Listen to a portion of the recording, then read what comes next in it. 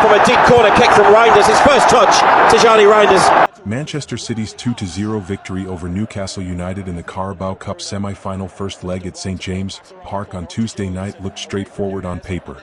Antoine Semenyo and Ryan Cherki on the scoresheet to give the citizens a strong advantage heading into the second leg.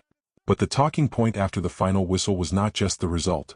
It was an extended and highly contentious VAR decision that saw a City goal ruled out after a near 6-minute review. City's new signing Antoine Semenyo, who opened the scoring in the 53rd minute, appeared to have doubled his tally just after the hour mark with a clever flicked finish from a corner. The goal celebration was cut short when the VAR team intervened and sent referee Chris Kavanagh to check the monitor. After a review lasting over 5.5 minutes, the goal was ultimately disallowed for offside, with VAR officials judging that Erling Haaland was marginally ahead at the moment of the corner and impeded Newcastle defender Malik Thiaw, affecting play. The decision triggered bewilderment among players and fans alike and was one of the lengthiest VAR delays seen in recent domestic cup competition. City's manager Pep Guardiola did not hold back in his post-match comments.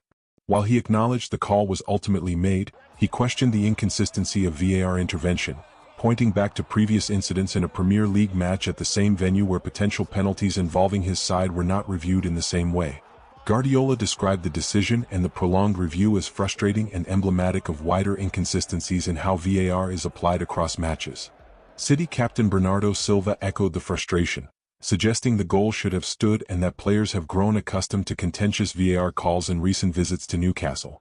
It should have been 3-0, Silva told ITV after full-time, emphasizing how slim margins had played a role, even in a victory.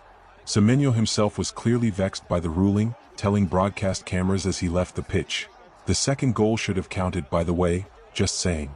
His comment underlined how even those directly involved felt the decision was harsh and perhaps unclear to spectators. The long review and eventual offside ruling once again highlight the central debate around VAR. Does it clarify crucial decisions, or does it intervene so deeply that it disrupts the flow and spirit of the game?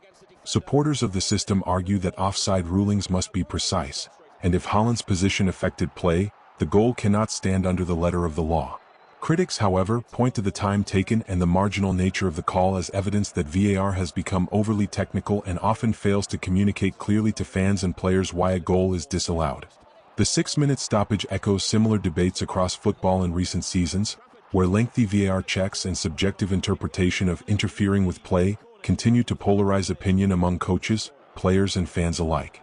With City feeling aggrieved and Newcastle supporters sensing their opponents were fortunate to maintain control of the tie, the narrative around this decision is likely to linger well into the second leg.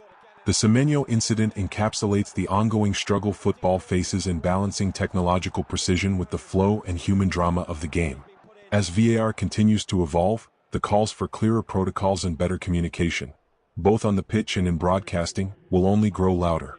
For now though, the controversy at St James' Park has added another chapter to football's VAR saga. One where nuance, minute margins and mixed messages dominated as much as goals and tactics.